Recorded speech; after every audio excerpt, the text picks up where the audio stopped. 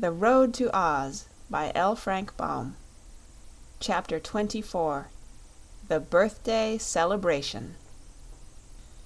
A clear, perfect day, with a gentle breeze and a sunny sky, greeted Princess Ozma as she wakened next morning, the anniversary of her birth. While it was yet early, all the city was astir, and crowds of people came from all parts of the Land of Oz to witness the festivities in honor of their girl ruler's birthday. The noted visitors from foreign countries, who had all been transported to the Emerald City by means of the Magic Belt, were as much a show to the Ozites as were their own familiar celebrities, and the streets leading from the royal palace to the jeweled gates were thronged with men, women, and children to see the procession as it passed out to the green fields where the ceremonies were to take place. And what a great procession it was! First came 1,000 young girls, the prettiest in the land, dressed in white muslin with green sashes and hair ribbons, bearing great baskets of red roses. As they walked, they scattered these flowers upon the marble pavements, so that the way was carpeted thick with roses for the procession to walk upon. Then came the rulers of the 4 kingdoms of Oz, the Emperor of the Winkies, the Monarch of the Munchkins, the King of the Quadlings, and the Sovereign of the Gillikins, each wearing a long chain of emeralds around his neck to show that he was a vassal of the ruler of the Emerald City. Next marched the Emerald City Cornet Band, clothed in green and gold uniforms and playing the Ozma Two-Step. The royal army of Oz followed, consisting of 27 officers, from the Captain General down to the lieutenants. There were no privates in Ozma's army, because soldiers were not needed to fight battles, but only to look important, and an officer always looks more imposing than a private. While the people cheered and waved their hats and handkerchiefs, there came walking the royal Princess Ozma, looking so pretty and sweet that it is no wonder her people love her so dearly. She had decided she would not ride in her chariot that day, as she preferred to walk in the procession with her favored subjects and her guests. Just in front of her trotted the living blue bear rug owned by old Dyna, which wobbled clumsily on its 4 feet because there was nothing but the skin to support them, with a stuffed head at one end and a stubby tail at the other. But whenever Ozma paused in her walk, the bear rug would flop down flat upon the ground for the princess to stand upon, until she resumed her progress. Following the princess stalked her 2 enormous beasts, the Cowardly Lion and the Hungry Tiger, and even if the army had not been there, these 2 would have been powerful enough to guard their mistress from any harm. Next marched the invited guests, who were loudly cheered by the people of Oz along the road, and were therefore obliged to bow to right and left almost every step of the way. First was Santa Claus, who, because he was fat and not used to walking, rode the wonderful Sawhorse. The merry old gentleman had a basket of small toys with him, and he tossed the toys one by one to the children as he passed by. His Ryls and Knooks marched close behind him. Queen Zixi of Ix came after, then John Dough and the Cherub, with the rubber bear named Para Bruin strutting between them on its hind legs. Then the Queen of Merryland, escorted by her wooden soldiers. Then King Bud of Noland and his sister, the Princess Fluff. Then the Queen of Ev and her 10 royal children. Then the Braided Man and the Candy Man, side by side. Then King Dox of Foxville and King Kickabrey of Dunkiton, who by this time had become good friends, and finally Johnny Dooit in his leather apron, smoking his long pipe. These wonderful personages were not more heartily cheered by the people than were those who followed after them in the procession. Dorothy was a general favorite, and she walked arm in arm with the Scarecrow, who was beloved by all. Then came Polychrome and Button-Bright, and the people loved the Rainbow's pretty daughter and the beautiful blue-eyed boy as soon as they saw them. The Shaggy Man in his shaggy new suit attracted much attention because he was such a novelty. With regular steps tramped the Machine Man, Tik-Tok, and there was more cheering when the Wizard of Oz followed in the procession. The Woggle-Bug and Jack Pumpkinhead were next, and behind them Glinda the Sorceress and the Good Witch of the North. Finally came Billina with her brood of chickens, to whom she clucked anxiously to keep them together and to hasten them along so they would not delay the procession. Another band followed, this time the Tin Band of the Emperor of the Winkies, playing a beautiful march called "There's No Plate Like Tin." Then came the servants of the royal palace in a long line, and behind them all the people joined the procession and marched away through the emerald gates and out upon the broad green. Here had been erected a splendid pavilion, with a grand stand big enough to seat all the royal party and those who had taken part in the procession. Over the pavilion, which was of green silk and cloth of gold, countless banners waved in the breeze. Just in front of this, and connected with it by a runway, had been built a broad platform, so that all the spectators could see plainly the entertainment provided for them.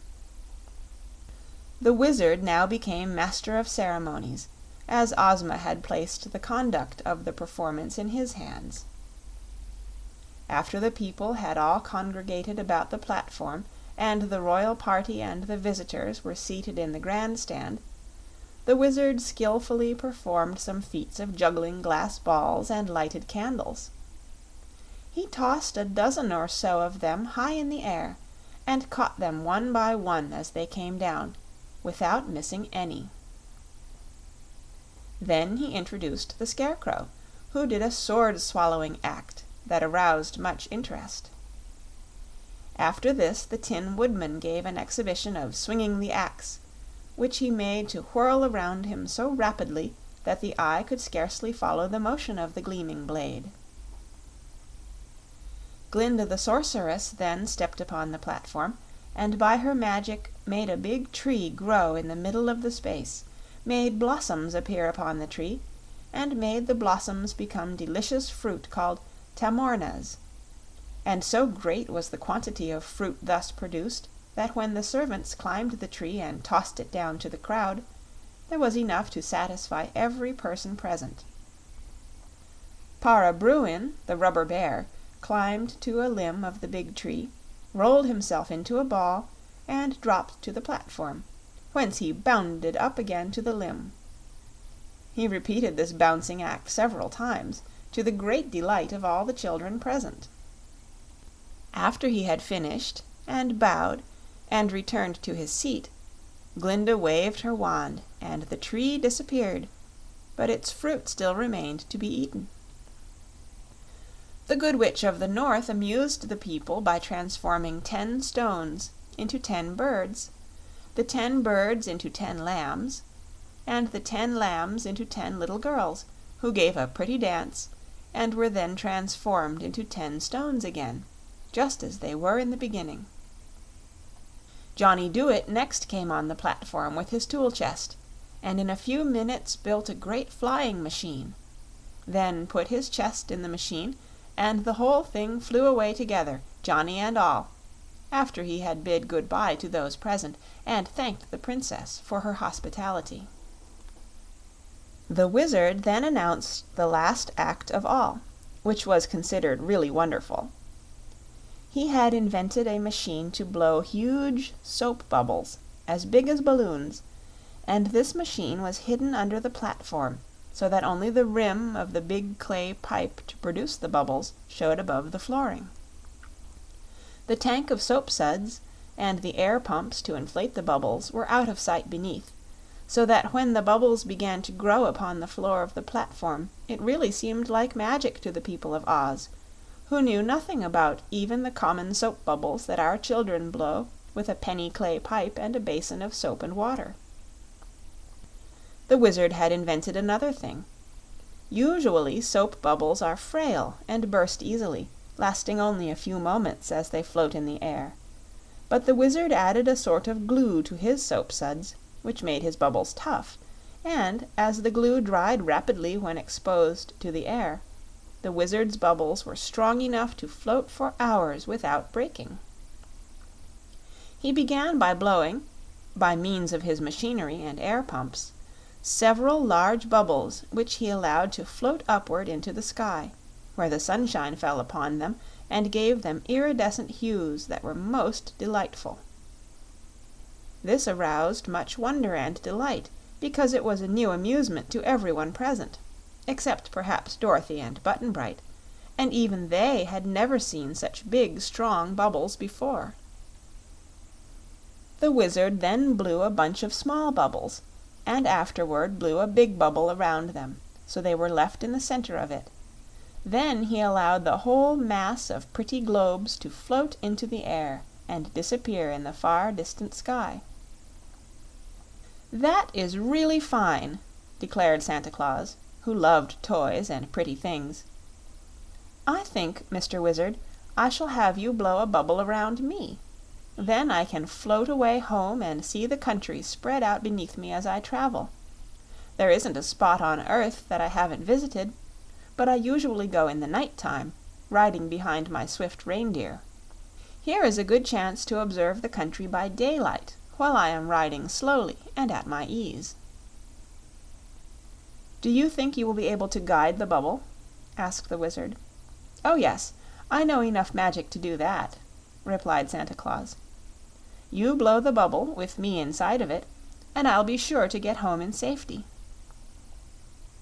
"Please send me home in a bubble, too," begged the Queen of Merryland. "Very well, madam. You shall try the journey first," politely answered old Santa. The pretty wax doll bade good-bye to the Princess Ozma and the others, and stood on the platform while the Wizard blew a big soap bubble around her. When completed, he allowed the bubble to float slowly upward, and there could be seen the little Queen of Merryland standing in the middle of it and blowing kisses from her fingers to those below. The bubble took a southerly direction, quickly floating out of sight. "That's a very nice way to travel," said Princess Fluff. "I'd like to go home in a bubble, too." So the Wizard blew a big bubble around Princess Fluff, and another around King Bud, her brother, and a third one around Queen Zixi, and soon these 3 bubbles had mounted into the sky and were floating off in a group in the direction of the kingdom of Noland. The success of these ventures induced the other guests from foreign lands to undertake bubble journeys also, so the Wizard put them one by one inside his bubbles, and Santa Claus directed the way they should go, because he knew exactly where everybody lived. Finally Button-Bright said, "I want to go home, too." "Why, so you shall," cried Santa, "for I'm sure your father and mother will be glad to see you again. Mr. Wizard, please blow a big fine bubble for Button-Bright to ride in, and I'll agree to send him home to his family as safe can be." "I'm sorry," said Dorothy with a sigh, for she was fond of her little comrade, "but p'raps it's best for Button-Bright to get home, 'cause his folks must be worrying just dreadful." She kissed the boy, and Ozma kissed him too, and all the others waved their hands and said good-bye and wished him a pleasant journey. "Are you glad to leave us, dear?" asked Dorothy, a little wistfully. "Don't know," said Button-Bright. He sat down cross-legged on the platform, with his sailor hat tipped back on his head, and the Wizard blew a beautiful bubble all around him. A minute later it had mounted into the sky, sailing toward the west, and the last they saw of Button-Bright he was still sitting in the middle of the shining globe and waving his sailor hat at those below. "Will you ride in a bubble, or shall I send you and Toto home by means of the Magic Belt?" the Princess asked Dorothy. "Guess I'll use the belt," replied the little girl. "I'm sort of afraid of those bubbles." "Bow wow!" said Toto approvingly. He loved to bark at the bubbles as they sailed away, but he didn't care to ride in one. Santa Claus decided to go next. He thanked Ozma for her hospitality and wished her many happy returns of the day. Then the Wizard blew a bubble around his chubby little body, and smaller bubbles around each of his ryls and nooks. As the kind and generous friend of children mounted into the air, the people all cheered at the top of their voices, for they loved Santa Claus dearly, and the little man heard them through the walls of the bubble and waved his hands in return as he smiled down upon them. The band played bravely while everyone watched the bubble until it was completely out of sight. "How about you, Polly?" Dorothy asked her friend. "Are you afraid of bubbles, too?" "No," answered Polychrome, smiling, "but Santa Claus promised to speak to my father as he passed through the sky, so perhaps I shall get home an easier way." Indeed, the little maid had scarcely made this speech when a sudden radiance filled the air, and while the people looked on in wonder the end of a gorgeous rainbow slowly settled down upon the platform. With a glad cry the Rainbow's Daughter sprang from her seat and danced along the curve of the bow, mounting gradually upward, while the folds of her gauzy gown whirled and floated around her like a cloud and blended with the colors of the rainbow itself. "Goodbye, Ozma! Goodbye, Dorothy!" cried a voice they knew belonged to Polychrome, but now the little maiden's form had melted wholly into the rainbow, and their eyes could no longer see her. Suddenly the end of the rainbow lifted, and its colors slowly faded like mist before a breeze. Dorothy sighed deeply and turned to Ozma. "I'm sorry to lose Polly," she said, "but I guess she's better off with her father, 'cause even the Land of Oz couldn't be like home to a Cloud Fairy." "No, indeed," replied the Princess. "But it has been delightful for us to know Polychrome for a little while, and, who knows, perhaps we may meet the Rainbow's Daughter again some day." The entertainment being now ended, all left the pavilion and formed their gay procession back to the Emerald City again. Of Dorothy's recent traveling companions, only Toto and the Shaggy Man remained, and Ozma had decided to allow the latter to live in Oz for a time at least. If he proved honest and true, she promised to let him live there always, and the Shaggy Man was anxious to earn this reward. They had a nice quiet dinner together, and passed a pleasant evening with the Scarecrow, the Tin Woodman, Tik-Tok, and the Yellow Hen for company. When Dorothy bade them good night, she kissed them all good-bye at the same time.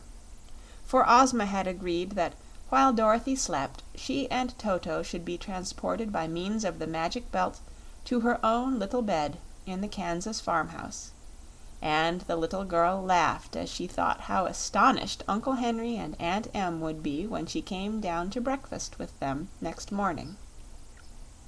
Quite content to have had so pleasant an adventure, and a little tired by all the day's busy scenes, Dorothy clasped Toto in her arms and lay down upon the pretty white bed in her room in Ozma's royal palace. Presently she was sound asleep. The end.